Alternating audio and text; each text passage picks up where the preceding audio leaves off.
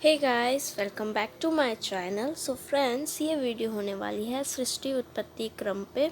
और मतलब इस वीडियो में हम लोग इसी टॉपिक पर डिस्कस करने वाले हैं कि सृष्टि की उत्पत्ति कैसे हुई according to Ayurveda. So without wasting of time, let get start the video. So friends, सृष्टि उत्पत्ति क्रम आचार्य सुश्रुत ने भी बताया है और आचार्य चरक ने भी बताया है। तो सबसे पहले हम लोग देखते हैं आचार्य सुश्रुत मतानुसार सृष्टि उत्पत्ति क्रम। सो आचार्य सुश्रुत ने बताया है कि सबसे पहले आता है अव्यक्त। ये देख सकते हैं, सबसे पहले अव्यक्त आता है। अव्यक्त से उत्पत्ति होती है महान की, महान से उत्पत्ति होती है अहंकार की, और अहंकार से उत्पत्ति होती है तीन गुण की, जो कि है सात्विक, राजस और तामस। तो अहंकार से तीन गुण बनते हैं, सात्विक, राजस और तामस, जो कि बेसिकली हमारे सत्व, रज और तम जो गुण होते हैं वही हैं। तो उनको बस सात्विक, राजस और तामस में डिवाइड कर दिया गया है। तो अहंकार से इन तीन की उत्पत्ति होती है। तो सात्विक और राजस गुण से मिल करके एकादश इंद्रियों की उत्पत्ति होती है। तो सात्विक और राजस से वे एकादश इंद्रियों की उत्पत्ति होती है। एकादश इंद्रियां यानी कि जैसे यहाँ पे हमने लिख रखा है, आप देख सकते हैं, ये एकादश इंद्रियां है जिसमें कि 5 ज्ञान इंद्रियां होती हैं, 5 कर्म इंद्रियां होती हैं और 1 मन होता है। तो ये एकादश इंद्रियां कहलाती हैं। फिर राजस और तामस से मिल करके उत्पत्ति होती है पंचतंत्र मात्राएं की। ये देखिए, ये पंचतंत्र मात्राएं हैं जो कि शब्द, स्पर्श, रूप, रस और गंध कहलाती हैं।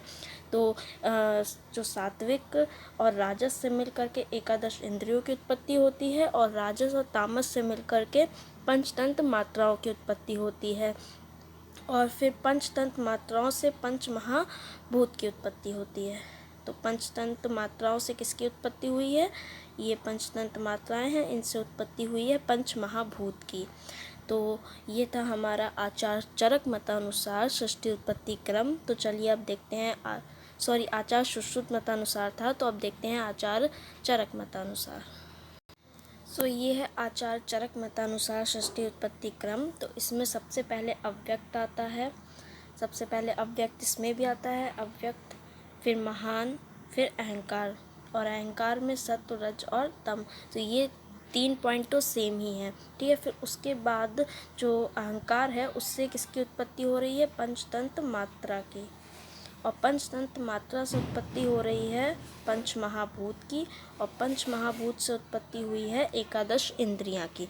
तो बस इसमें सिर्फ इतना ही डिफरेंस है। उसमें सात्विक, राजस और तामस आचार्य सुश्रुत में 3 अलग अलग आके और फिर अलग अलग उनकी उत्पत्ति हो रही थी, और इसमें डायरेक्टली हो रही है, मतलब कि अहंकार से सीधा पंचतंत्र मात्राएं, पंच महाभूत, फिर एकादश इंद्रियों की उत्पत्ति होती है। तो ये थे आचार्य चरक मतानुसार। सो कुछ इसमें इम्पॉर्टेंट पॉइंट्स हैं, उनको भी हम लोग देख लेते हैं, जो कि ज़्यादातर एग्ज़ाम में पूछा जाता है। और फ्रेंड्स, ज़्यादातर आचार्य सुश्रुत मतानुसार ज़्यादातर वही पूछा जाता है, चरक वाला थोड़ा कम पूछा जाता है। सो फ्रेंड्स, ये कुछ छोटे छोटे से पॉइंट्स हैं जो कि कई बार पेपर में 1-1 मार्क्स या 2-2 मार्क्स से क्वेश्चन इनसे आ जाते हैं। तो चलिए अब इनको भी देख लेते हैं। कि सबसे पहले तो ये हमारा प्रकृति। तो प्रकृति के अंतर्गत ये 2 प्रकृति बताई गई है, मूल प्रकृति और प्रकृति विकृति।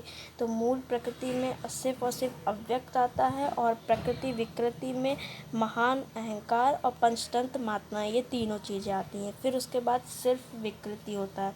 तो विकृति के अंतर्गत आते हैं एकादश इंद्रियां और पंच महाभूत। फिर उसके बाद आता है अष्ट प्रकृति। जो ये अष्ट प्रकृति है, अष्ट प्रकृति में आते हैं अव्यक्त, महान, अहंकार और पंचतंत्र मात्राएं। फिर उसके बाद आता है षोडश विकार। षोडश विकार जो होता है उसमें आता है एकादश इंद्रियां और पंच महाभूत।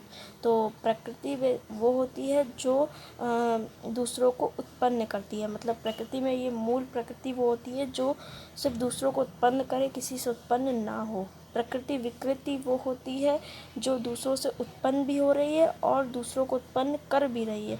विकृति वो होती है जो सिर्फ दूसरों से उत्पन्न हुई है और किसी और चीज़ को उत्पन्न ना करे, तो वो विकृति कहलाती है। ठीक है। और मूल प्रकृति वही होती है जो सिर्फ और सिर्फ दूसरों को उत्पन्न करे, खुद किसी से उत्पन्न ना हो। जैसे कि अव्यक्त था, तो अव्यक्त सिर्फ उत्पन्न कर रहा था, अव्यक्त से महान की उत्पत्ति हो रही थी, पर अव्यक्त तो किसी से उत्पन्न हुआ ही नहीं है ना, वो तो पहले से ही है, तो वो मूल प्रकृति कहलाएगा।